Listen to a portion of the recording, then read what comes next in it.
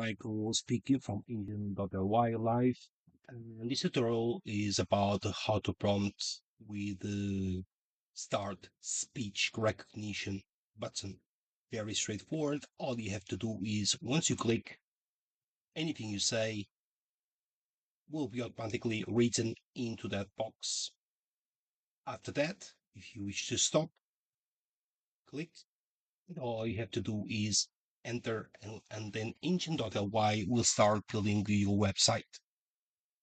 Now and then, if you click that, it may doesn't work. And the reason for that is you need to allow in your Chrome settings here, and you have to reload the website to make sure it works. All right.